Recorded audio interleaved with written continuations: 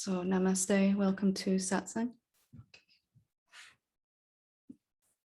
We're all a little excited because we've got a new Bluetooth speaker here in the room that we figured out how to use, all by, well, Claire did. So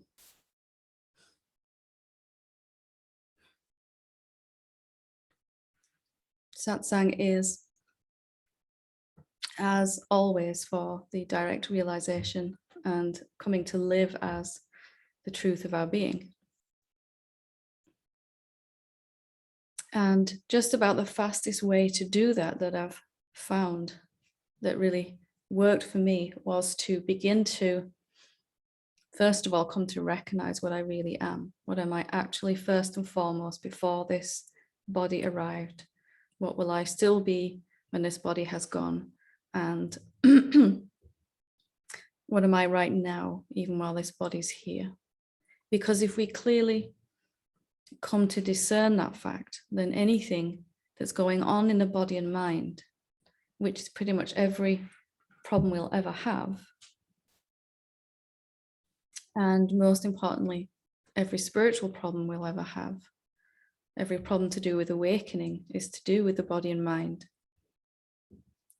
And that's not to dismiss what's going on in the body and mind, but just to be clear what is our issue that we need to resolve or not.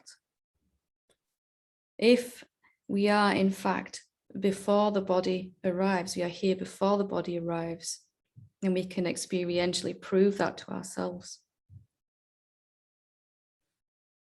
then what begins to happen is everything we've been trying to fix and solve about our existence, everything that we're trying to understand and transcend and release, starts to happen by itself, as in fact it really has always been doing. We just kind of thought we were doing it because we thought we were the body. You know, we thought we were managing even this whole awakening process. But what if awakening was kind of just going to happen anyway to this body mind, to these body minds? Because it's time, because the self has done now with being a separate being, has had enough of that. And what if our thinking that we have to navigate that process or understanding ourselves is actually getting in the way? And perhaps intuitively get a sense of that there's something I'm kind of doing that's getting in the way or slowing down this unfolding of awakening. But how do we step back from that? How do we surrender? How do we stop?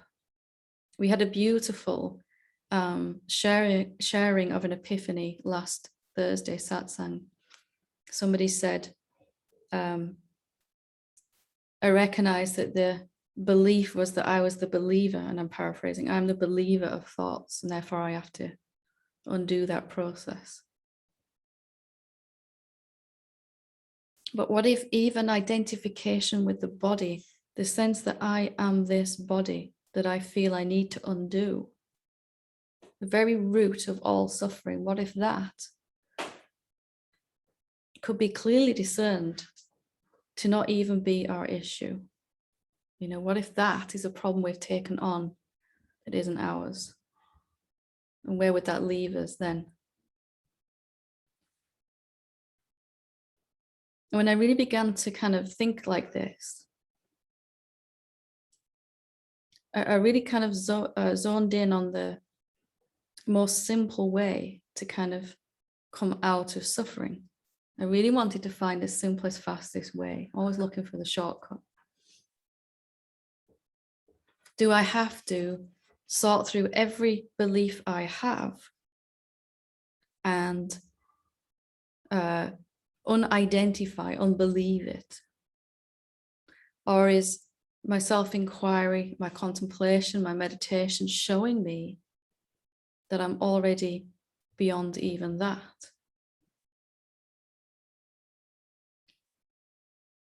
Because you can probably get a sense of the difference in those two unfolding processes. One I've got to make work if I'm the believer of thoughts. If I originally identified with the body, and then I have to undo that. If I thought that I was this body and I had to undo that process, it would take time, and I might be able to get it wrong. I might be able to resist it, get in the way of that process, all kinds of things. But when we look at what we really are, first and foremost, is it even identification? Is this identification, this idea that I am this body? Therefore, I am my thoughts, I am my emotions, I am my physical form. All of that is not applicable to what we actually are. If we, for a moment, don't count in our self-definition what we know ourselves to be, if we don't count anything that's temporary. So the body is going to come and go. Emotions are going to come and go. The sense of time comes and goes. There's no time in deep sleep. There's no duality in deep sleep or before the body. There's no thought. There is no sense of being an individual, even, at least, separate, I mean. All of that is going to go, and quite frequently, every time we go to sleep at night, disappears, all of it. That's not to lessen any of it. It's beautiful that we have a body. It's beautiful that we can think and feel and experience, and that's great. But let's not get that caught up in our self-definition. What remains then, if we don't count the body, the mind, our experience, our emotions, right now, and ask what we actually are? What am I without all of these temporary aspects of my being? What remains when I momentarily set them aside in terms of my definition, because they are going to go. Anything that's happened since this body began is wonderful. We have experienced it, but it's not part of what's affecting me, what's my work to do.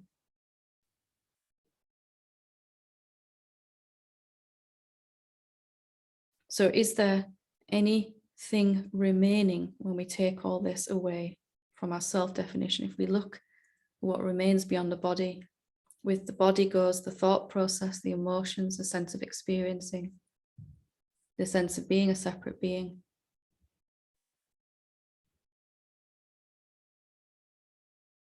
All that remains about us then is this infinite space in which the body is appearing, in which all these bodies are appearing. Can it identify with the body? Did it ever identify with the body, the infinite space of being?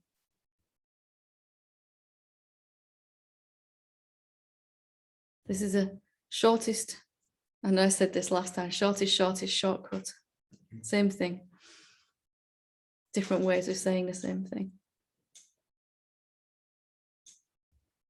When the body appears, so does the ability to think.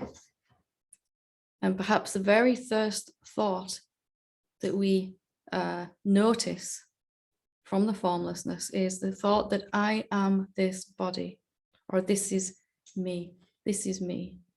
You can imagine we're formless and infinite, and then this tiny little body appears, and we're waving our hands around, and we go, this is me. But that's a thought that just appears inside a brain.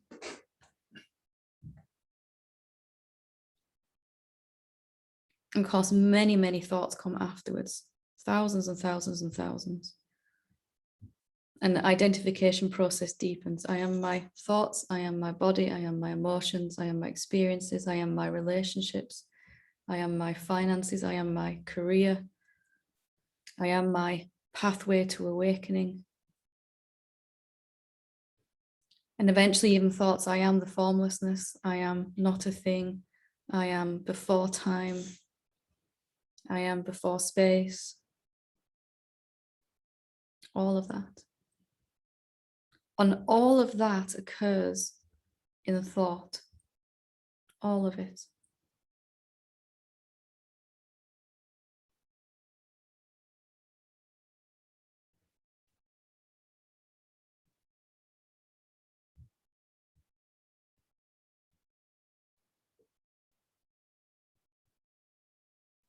What remains then for you to do as the infinite space of being? If one day a thought popped in a head that said, I am this body, and then much later a thought popped in that said, I'm not this body, I'm not my thoughts. What if you're watching the whole show, actually? What if you're watching the whole thing?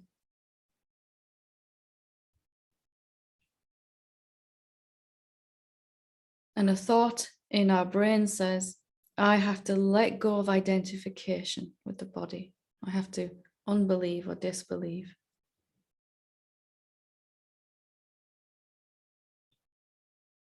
And we pick that up. We believe I am this body and I have to undo that process. But if it's only happened in thought,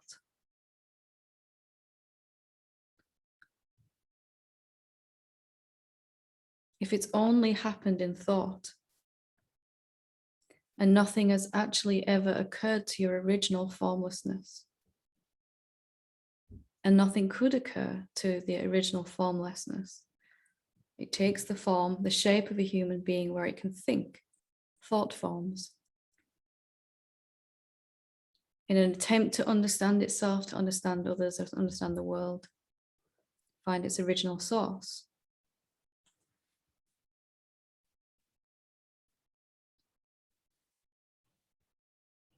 What if it's even simpler than that, even? Anything that's happened to me since this form came is nothing to do with me, actually.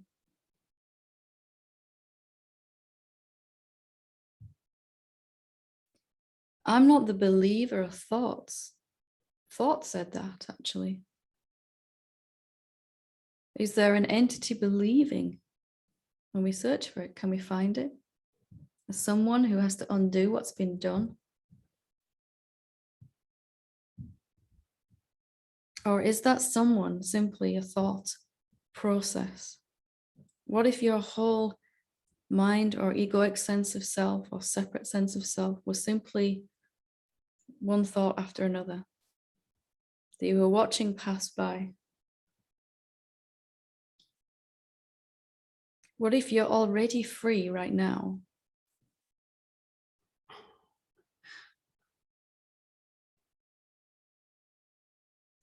And we just have to come to see that anything, and I do mean anything that happens after the body arrives, is not actually affecting you at all, at all. We just somehow, as the formlessness began to pay attention to the thought forms,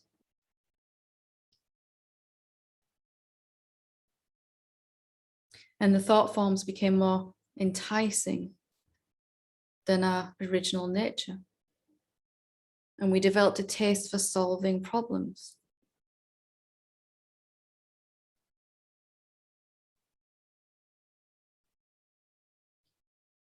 So it really comes down to a simple choice to live as the formlessness. That if it can't affect the infinite, intangible, invisible space, if it isn't a problem for that, capital T, that, then it's really nothing to do with me. If I want to live as this, I can live as this. But nothing else needs to change about me, except maybe I'll be more discerning about what problems I take on board as mine.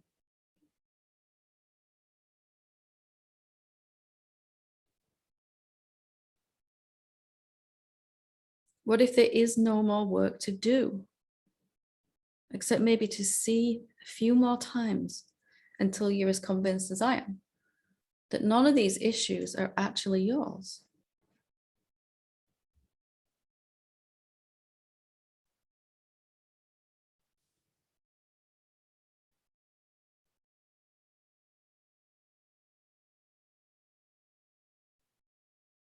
Because thought could say anything. I am this body. I am the believer. I am the transcender. I am the releaser. I am the one that has to surrender. I am the one that has to transcend. I have to go beyond all duality.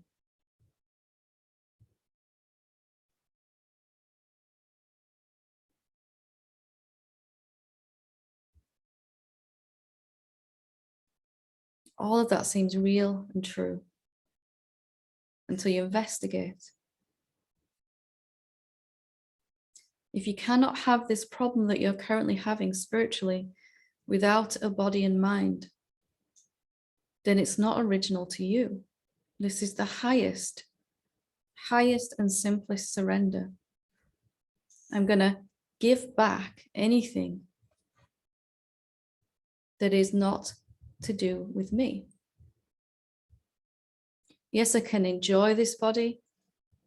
I can enjoy experiencing through this body, the sense of duality, the sense that there are other beings.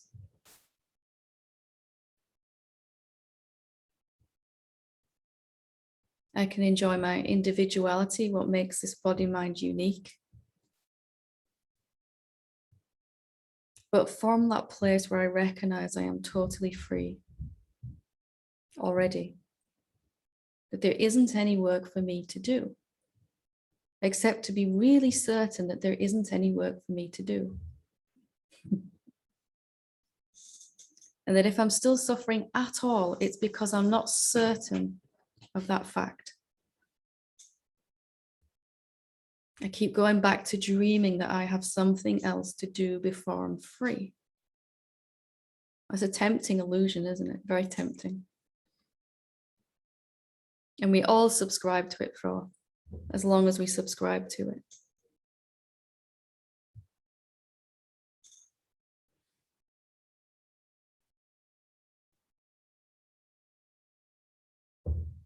So let's check one more time. I'd be amiss if I didn't check with you one more time. What remains after the body is gone? What was here before the body arrived? If we took all the bodies out of this room now, what would still be here? If we took all the forms out of this room, in the room that you're sitting in, if you're watching online, what would still be here? This kind of vast, empty spaciousness that is actually ridiculously intelligent, way more intelligent than the mind, that is orchestrating all of this universe. And all that flows effortlessly.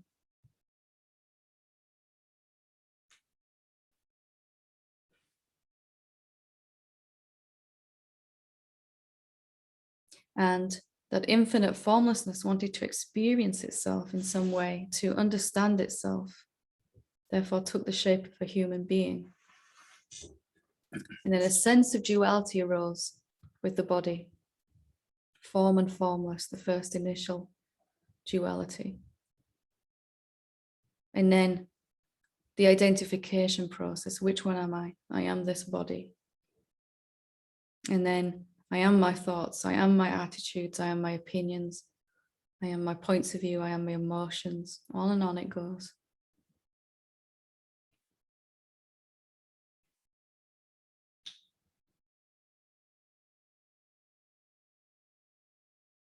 What are you actually?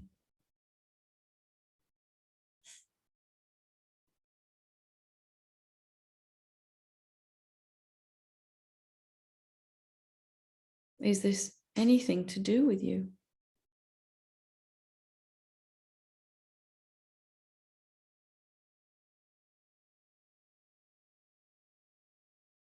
What if the answer is so unexpected? Would you accept it? What if the answer to suffering, getting out of suffering, was not what we expected? Would we still accept it? What if there was no struggle involved, but only seeing, confirming?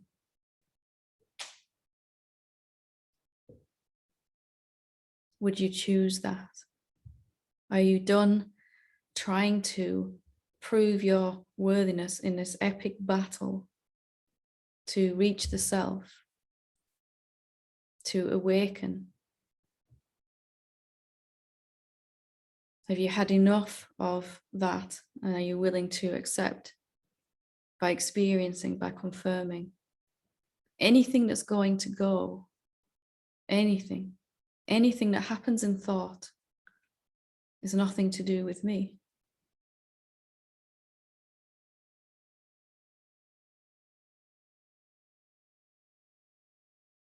And then every problem that happens in thought magically sorts itself out.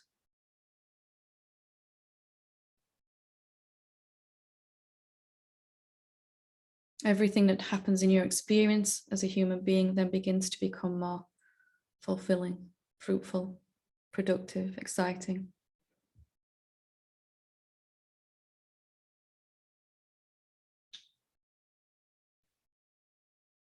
Just being clear on what your issues actually are. Do you even have any?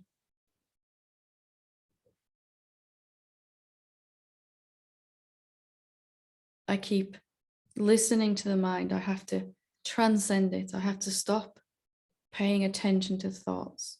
Is even this your issue? Is it an issue for the infinite space that surrounds your body and permeates it right now, that your body is made out of? Could you use any word in your vocabulary? Could you have any opposites before the body arises and the thought process and discernment begins?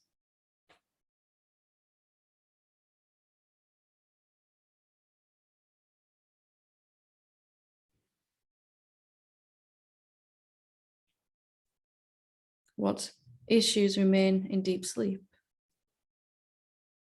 Do you even have to wake up? Reach enlightenment in deep sleep? Before the body, after the body, or during?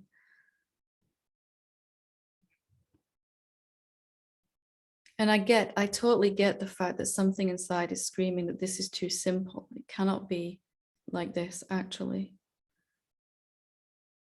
And I listened to that voice for so long.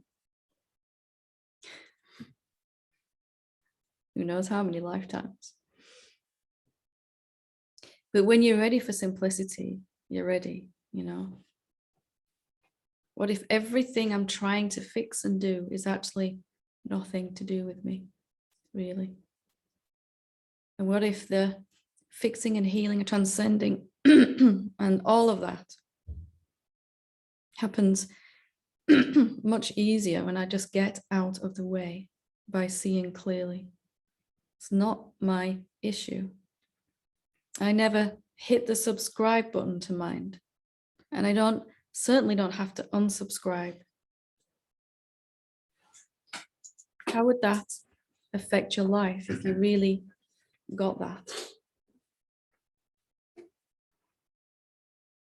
How would that determine your future experience if you really got that? I'm just here. I'm just here. It's all you can be sure about, actually. Everything else, even these great spiritual problems that we have on the pathway that are really convincing, is of the mind. Not wrong, just not relevant.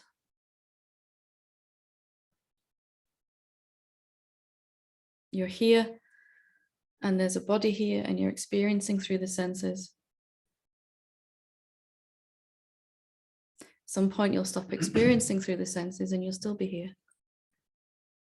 But you're also experiencing through every other set of eyes and ears.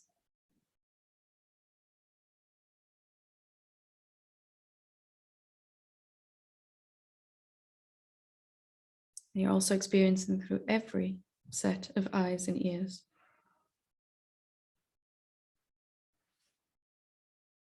Can you imagine if a tree began to become distressed every time it lost a leaf? Every time it went through this horrible process.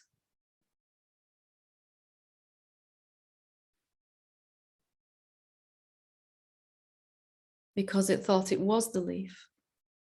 And at some point the leaf is going to fall off. But then it sees, wait, there is this whole tree and leaves are coming and going all the time. There is this whole tree. And I've been so caught up with one body mind.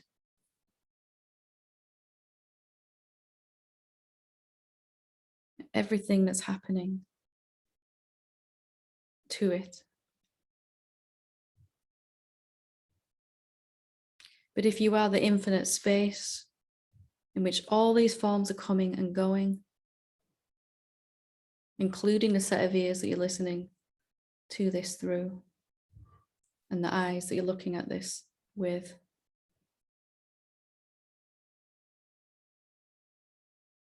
then you are the infinite space already. And you will always remain. You could never go. Even if the entire universe disappeared overnight. Still here.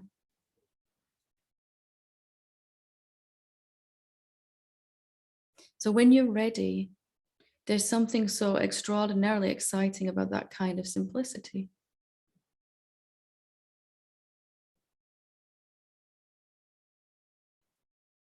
What if I've just been really caught up in my imagination about what I have to do and be and become? What if I've just been really caught?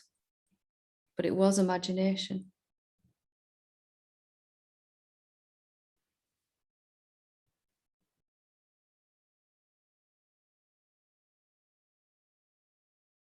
So what is your current issue, problem in life, in the pathway? And is it still valid for you? Because if you pick up one of them, then you're subscribing to a whole list, a whole endless list.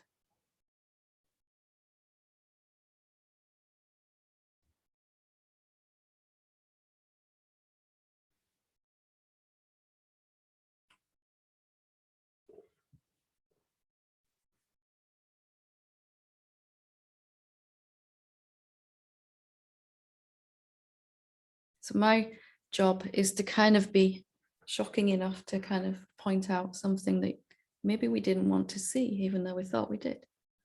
I'm already free. Doesn't that sound ridiculous that we might not want to see that we're already free when we come here for awakening? But there is some part of us that resists that because there's no more struggle there, is there then? Just free, always been free, never been bound, not capable of being caught or bound, not capable of identifying with the body or disidentifying, not capable of believing the mind or unbelieving. Those are problems of attention. You're watching attention's journey and thinking it's yours.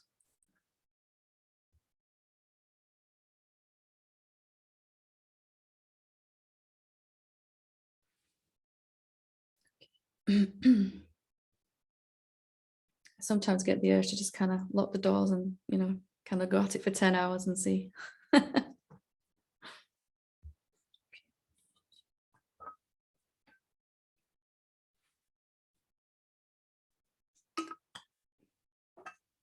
Sometimes there's moments of openness in our life where we're willing to question things we weren't willing to question in any other time, where freedom peeks through. Already here. Okay, so I see there is one hand up online. I'm going to read one question, because I have a whole load waiting that have been emailed in, and then we'll come to you, Anne, in a moment. Okay. The question says, Dear Helen, I seem to understand the benefits of releasing reference points. There is one I cannot release and would love your help. I have a physical body. Its condition, wrinkles, and aging, decreasing flexibility and strength are my primary reference points. When I am unaware of my body, I am at ease.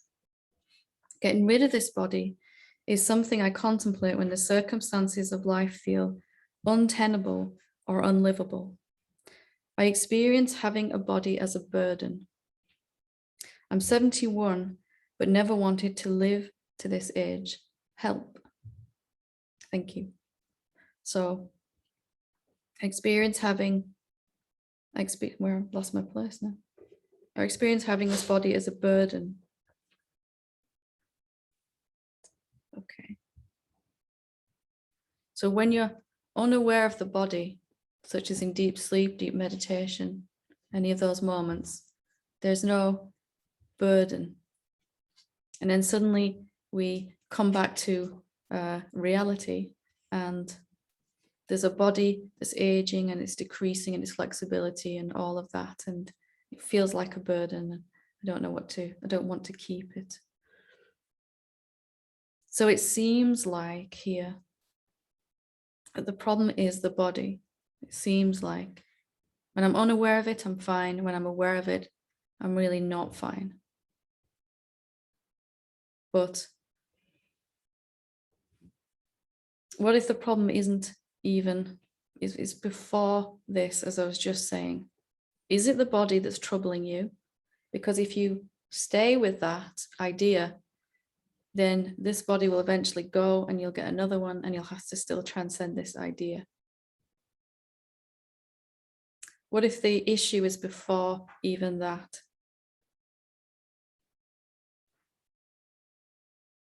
What if the idea that you have a body, that something belongs to you, is the issue? What is that like when you don't believe that?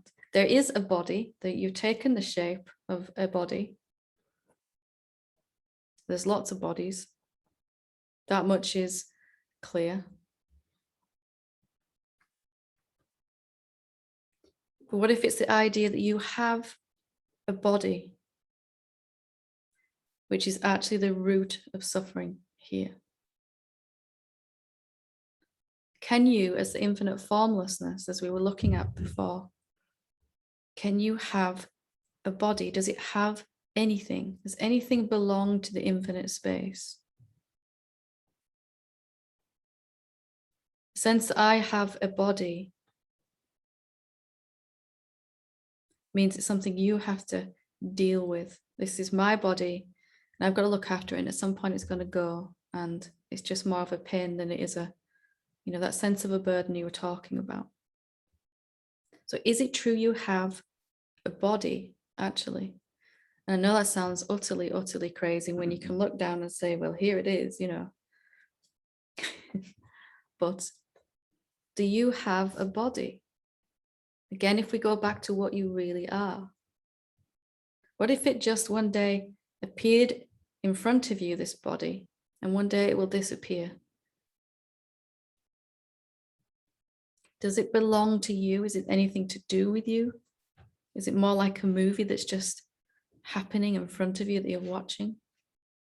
You just watch a movie, you enjoy it. You don't have to do anything about it. You enjoy it, whether it's a horror story or a tragedy or a love story or a comedy. You enjoy the movie and then it's over. So I would really like you to question this idea that you have a body. Really, what you can tell me in truth is that there seems to be a body in your experience. There seems to be a body here. Play with that idea at first. There's a body. But did it happen to you? Do you have any control over when it came and when it goes? If it's your body, you must have some control over those things.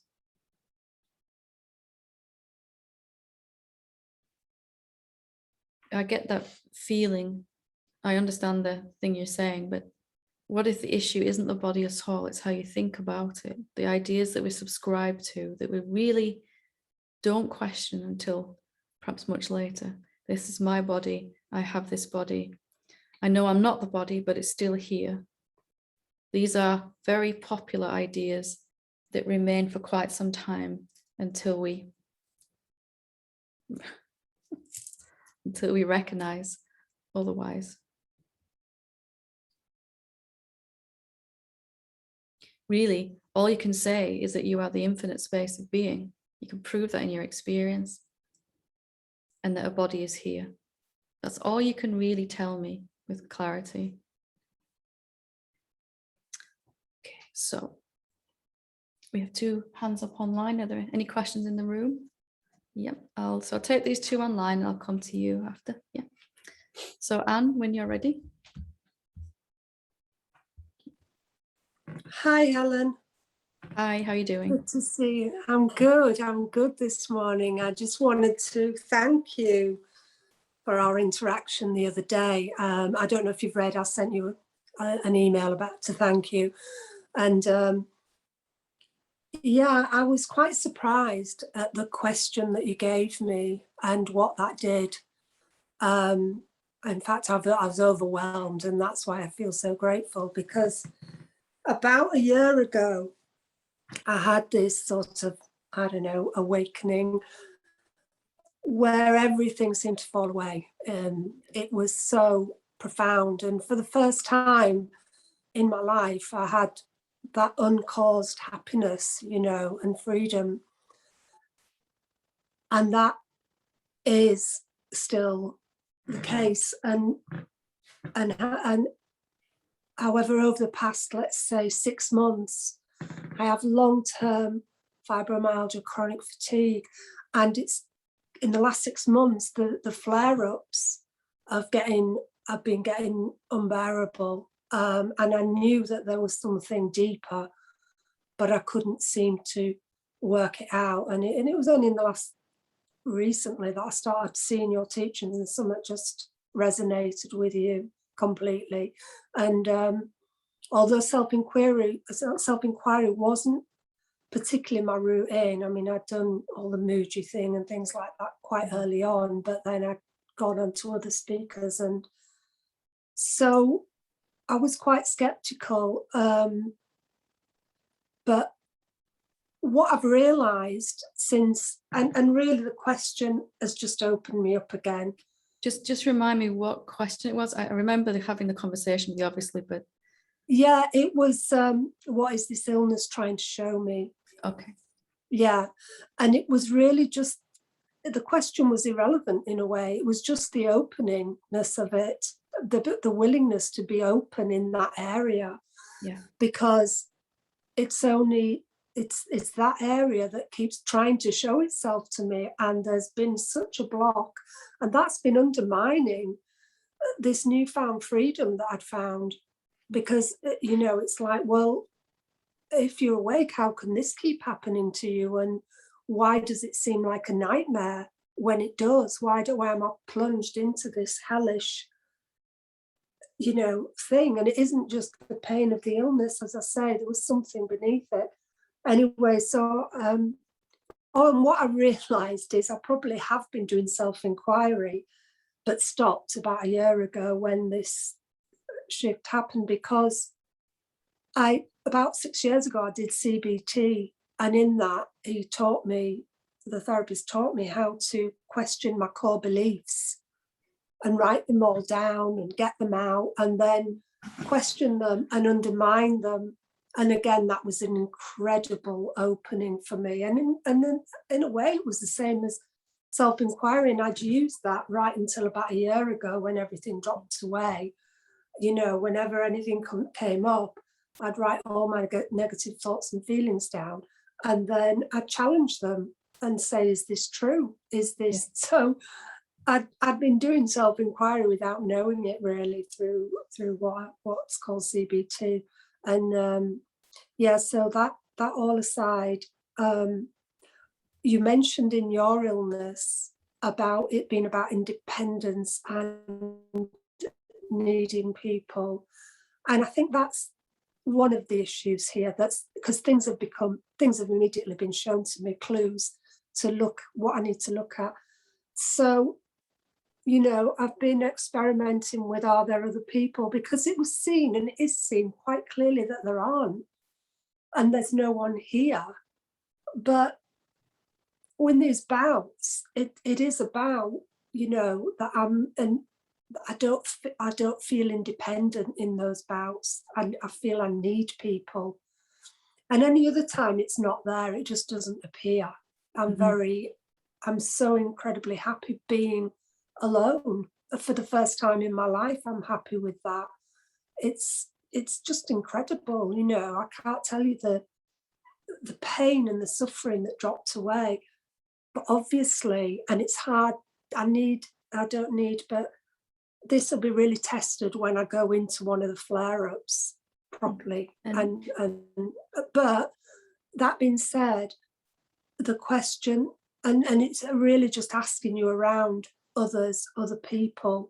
I mean, I've been looking at, are there really others? Are there really other people? It's a bit difficult because it's not coming up that much for me at the moment, but I'm using it anyway. And I just wanted whatever question feels relevant for you right now is the best one to work with. So you've noticed that, you know, in the openness, you said it wasn't even the question, it was the openness that came from a question. I'm willing to question what I've assumed to be true, right? That's the reason we're actually suffering. We have this big moment where we recognize what we really are, or we have a moment where we have a deeper seeing. And there's this honeymoon period then where we kind of, however long that lasts for each one of us is different. For me, it was about 5 minutes, but, you know, I was very quickly shown afterwards where I was assuming something was true. And I had to look, I was shown each one of these things. So I had to look at each one of these things that came up for me where I was still believing certain thoughts, feeling that I was the doer and all of that. And here's one for you.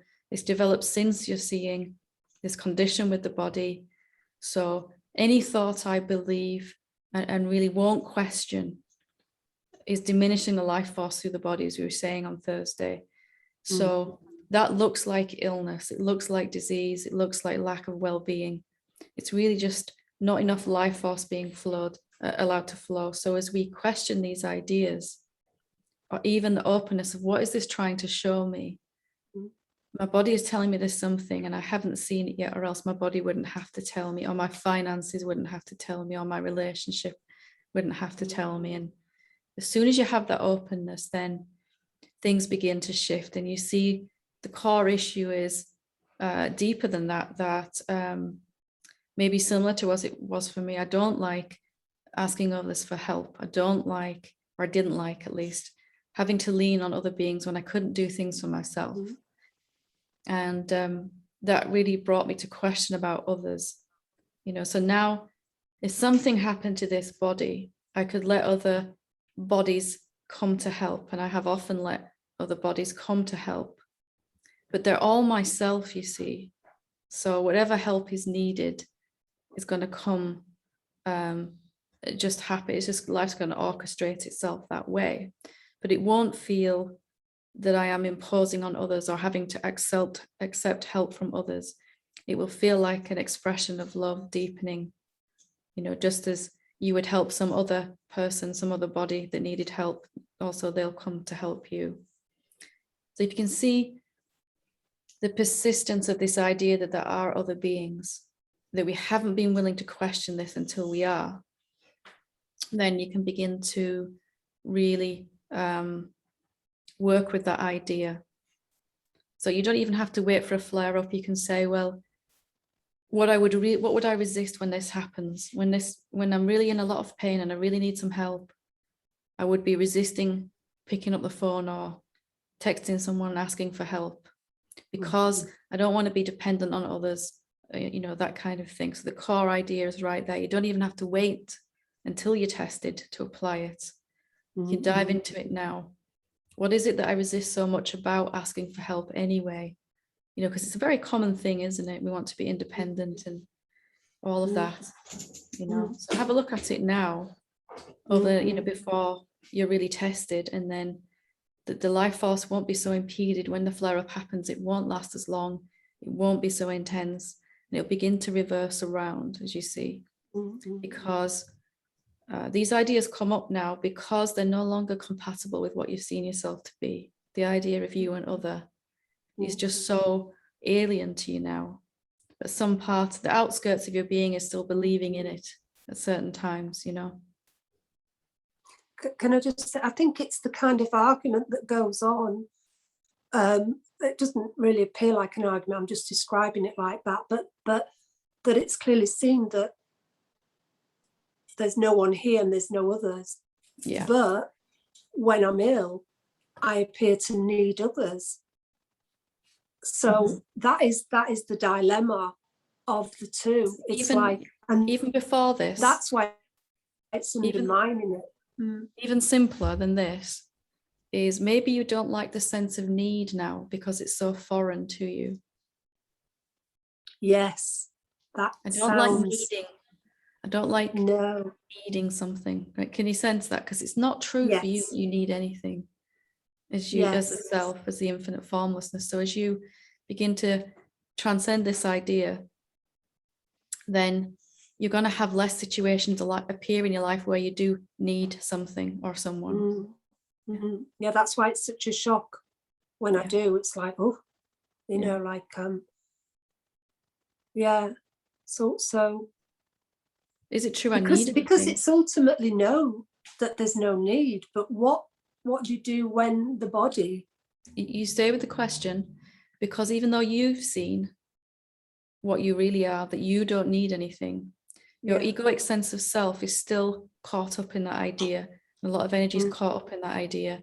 A lot of life force is impeded by that idea. So asking the question will bring you to a place where it's no longer relevant, where it's obviously not true. Every time you feel that sense, you ask the question and it come back to your original self with it. So it's easy to kind of dismiss these things. Well, I know I'm not the body. I know I don't need anything. I know there aren't any others. And that's all well and good. But something inside us, our egoic sense of self, is still caught up in it. That's why we're dissolving. So just because you've seen you're not the ego doesn't mean you still want it to be tangled up and caught in all these ideas. You'd like it to be open and free flowing and available for original thought and things like that. So what you said a lot of things there. What is the pinnacle question, did you say? Do I really need anyone? What feels most alive for you? Are there any others actually, or do I really need anything or anyone? Can I need? And not in a defensive way of mine. I don't need anyone. You know, the kind of, I really want to see. I really want all of my being to get this answer rather than just, some part of it. Can you see that? So whatever question resonates most in the body, feels most important, then that's the one to stay with. And if thoughts come up of like, sorry, I won't be much longer, I'm taking a long time, but if thoughts it's an important subject really, because you're really asking how to do contemplation, so I'm using this opportunity to... I listen to the contemplation, so I know I'm that's what I'm doing. I'm using all the things that I learned in CBT. If I were you, and you'll imagine it. If I were you, I would get so interested in your question that you forget about answers. And the only time you drop the question is when your body is no longer showing you the signs of it. You're having the opposite experience of wellness. Yeah, I realise there isn't an answer. It's just continually taking, seemingly taking me back into that. If you really embrace the question, you won't want to drop it ever, because you'll be having so much fun feeling open and free in the questioning process. You'll feel very light. That's what's happening. You'll get addicted to that rather than addicted to believing a thought. Yeah, that's a really good thing. that's exactly what has been happening, you know, for the year. It's just, you know, being in that reality. The only But specifically, when an illness arises like this, I would stay with the question until it has disappeared, or when it flares up, it's just not bothering you at all. right. You know, so and that will come first. The flare-ups happen, but they don't stress you out at all. You can accept help when you need it. You're not suffering up here. Yeah, I I think it's just probably listening to thoughts of, but what if it happens again? And they're just thoughts, aren't they? There's only now. So the only reason you're ever suffering is because you're closed and assuming something. The moment you ask a question, you're open. Absolutely. Yeah, it's living So in it the becomes question. a way of being. The question is a way into a way of being, rather than when do I drop the question type of thing. Yeah, it's just living in the question that I am. Yeah. The question Eventually, and the answer, really. I don't know anything at all is how you end up. Right? I don't know anything at all. But that's what happened with this shift. It's just an unknowingness. But now to come to live as that, we have to question what we think we know. Yeah. And I think I know that I need someone. And I do live as that. Yeah. And now you're coming to live as that in this and area that's what's too. frustrating, because that's what's frustrating, because it does seem that I live like that, and then this tsunami happens, and it's like, what the don't see this as there's something going wrong. This is a deepening occurring. Okay. Yeah. All right. Okay, love. Yes. We know how you get on. Yeah. I will do. Yeah. I'm just sad I can't be there today. I've got to go somewhere, but I'll probably be there next Thursday. Lovely. Thank you so much, Helen. You're very welcome. Take care. Bye-bye. So, Julie? Hello. Hi. I have a question about, I'll try to be clear. There are situations in my life where I see, oh, here's Julie. She has trouble like putting a boundary. A simple example, like, I don't know how to express this. There are moments that I feel totally okay, and moments where I feel like really like it's true, there is no one here. It's really just a moment, and it's so beautiful. And then there's a grasping at that. Oh, it's gone, and why? And then I know it's like, it's okay, even that. And it feels something is exhausted inside of this thing, of grasping this, letting go of that, grasping, letting go.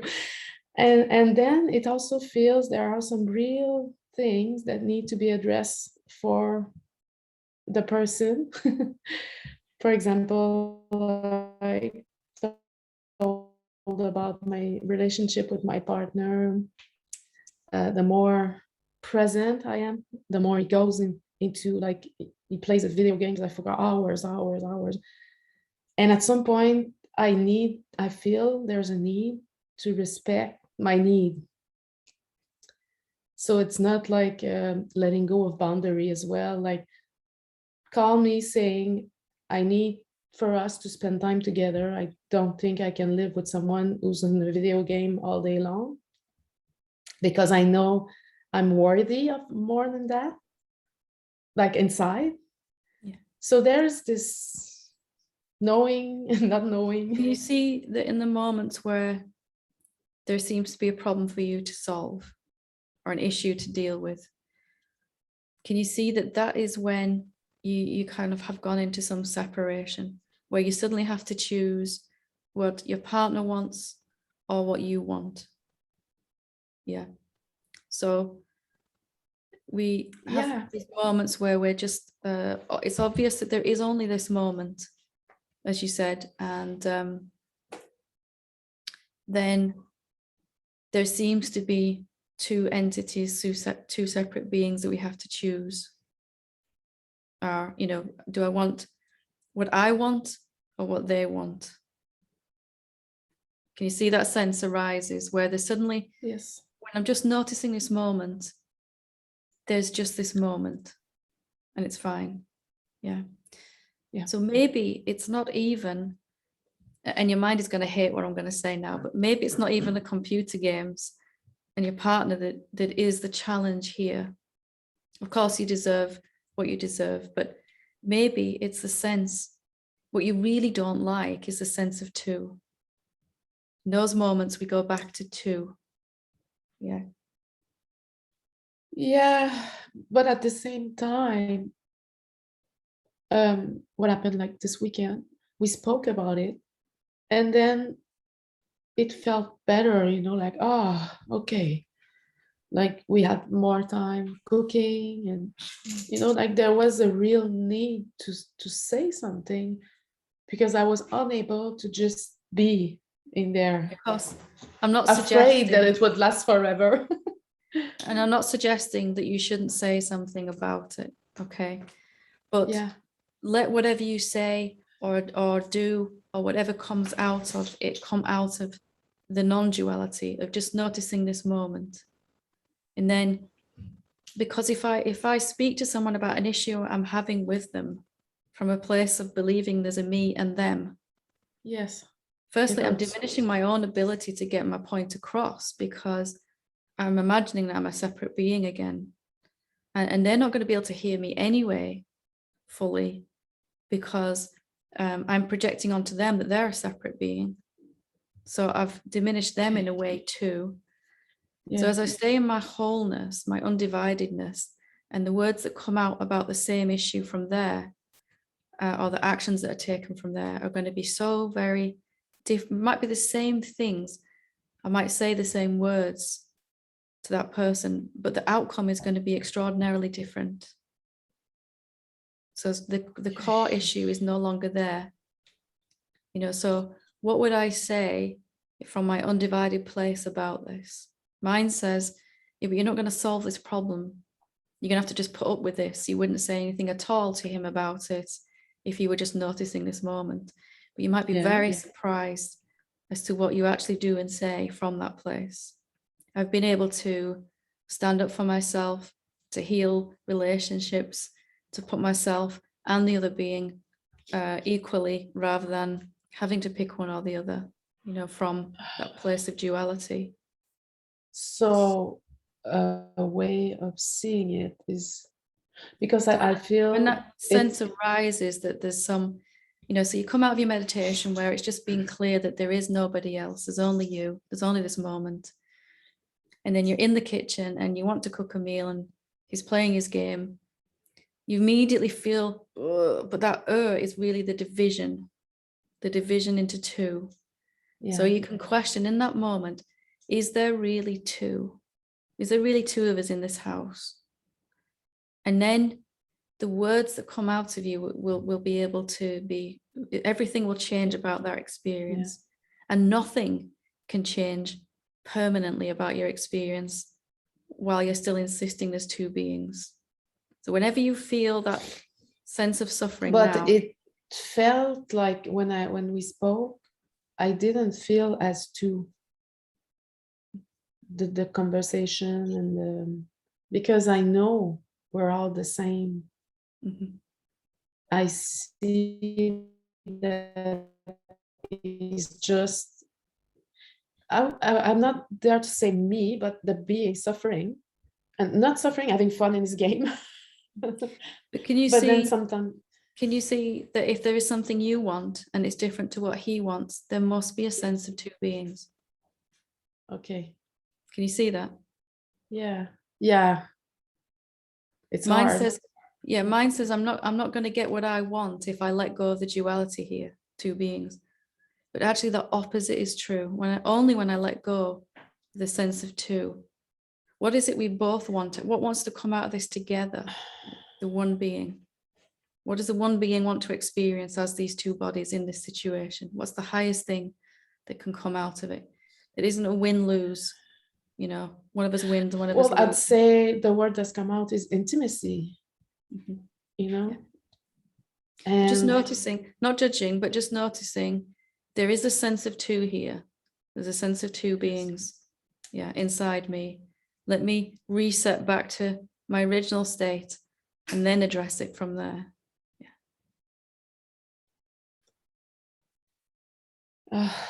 it's very confusing because it feels like when I did it from there, because usually before I would get angry and I would like do all kinds of stuff that wouldn't I have help. to, But then you were it was much really calmer, more much from calmer and love. happier, but there was still a sense of two. Okay. Okay. So Have a what look to, at just to that. let it be and not just Just to accept, ask, because it's hard to. when anything is happening that you don't like, that's because there's a sense of duality inside you. Okay. So where am I seeing two here? Where am I seeing two beings or two things? Yeah. Okay. All right. Good. Thank you. Good question. Okay. We'll go to Claire. Yeah.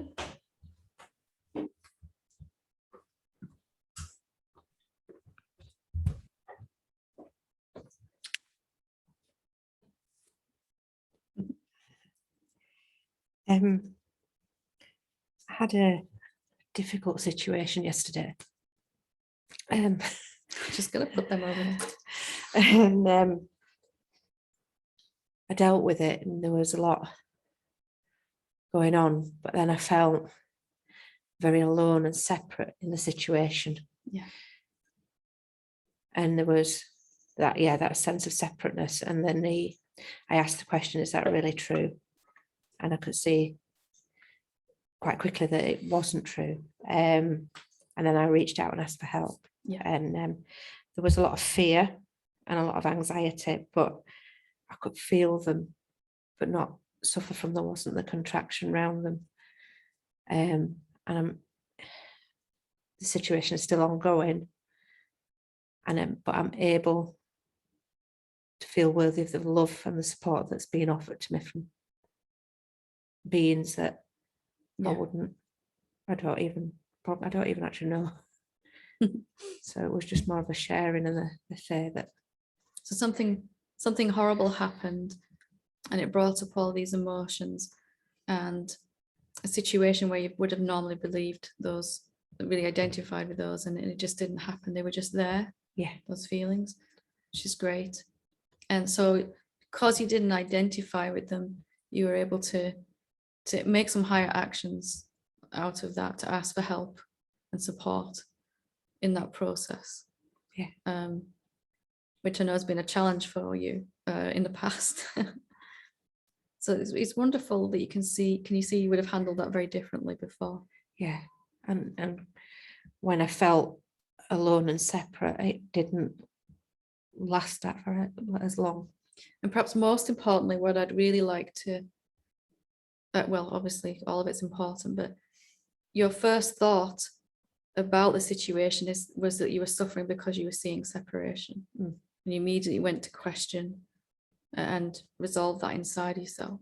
You could let your body feel what it's feeling, because we were just saying before, some part of you is still, your egoic sense of self is still believing these ideas, but you weren't resisting that. You were just being that beingness in that moment.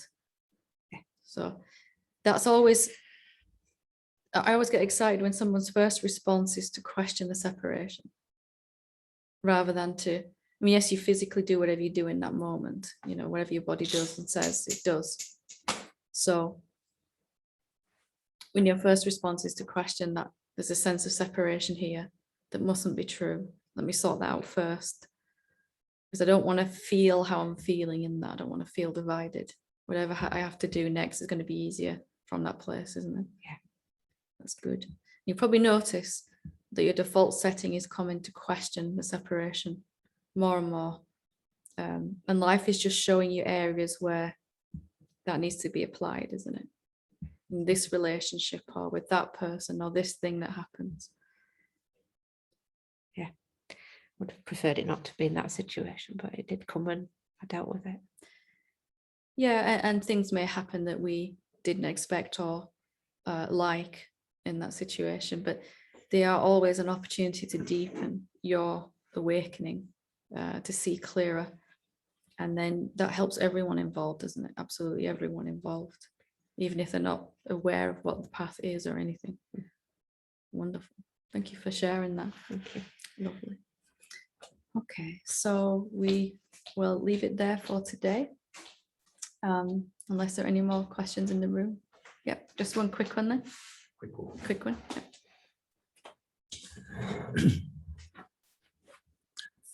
I'm just thinking that satsang was powerful today.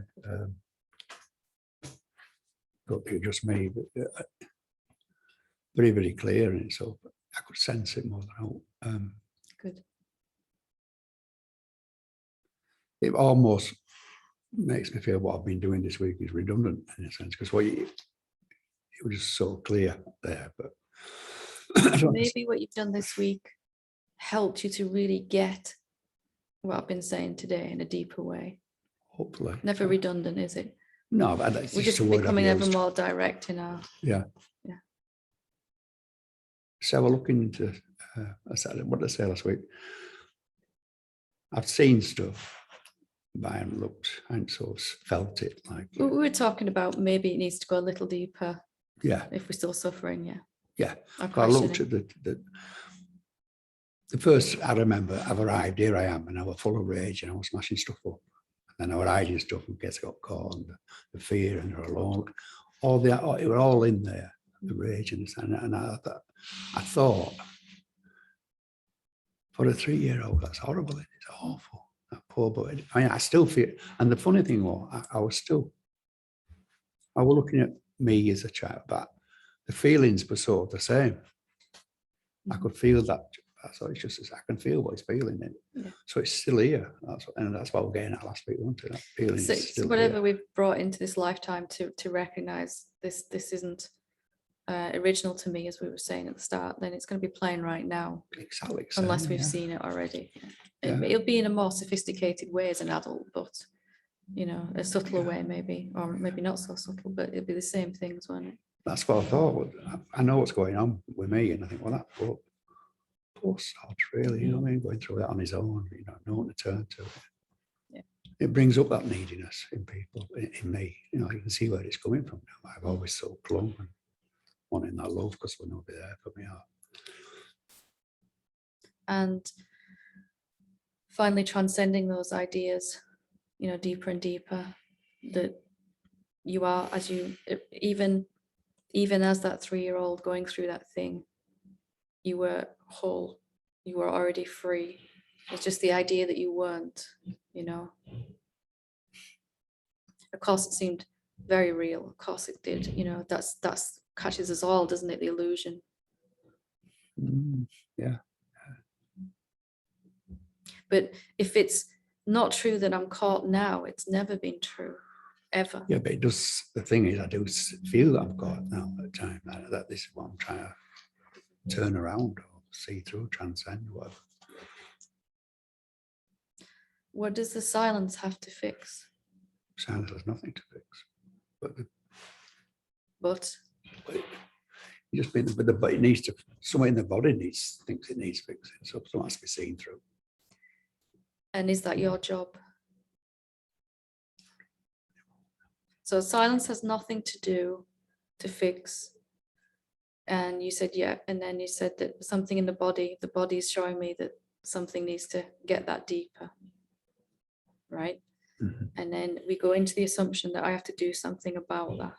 I have to make sure I'm getting it everywhere, that my body and my life and everything is, I have to embody this awakening. Yeah. Right? What if that is also not true? I thought that's what you were teaching me. Yes and no. Good. For you, I would recommend staying really, really simple.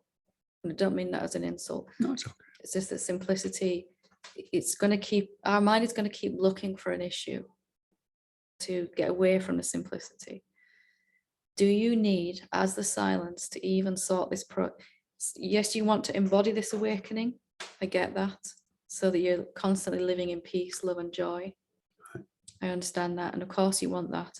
But do you have to do that process? And can you do that process. Confused me because a couple of weeks ago I said something, I'm stuck with it, there's nothing I can do. And you said, is it true there's nothing you can do? So which one feels better for you, that there's something you can do or nothing you can do? What was the question, is it true there's nothing I can do? Mhm. It moved, but I was thinking, can I do something as the true self? Ed doesn't have complicated stuff, like he says, Yeah. simplicity would be better for me. But let's just stick with what's most alive for you right now.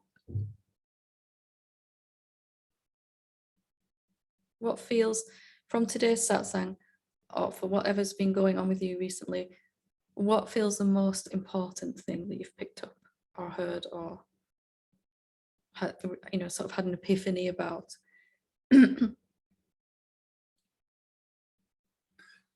Is it really true there's nothing I can do? Feels right, but I don't know what it means now. What you've explained. Don't need to know what it means. Don't worry. Okay, okay. Don't worry.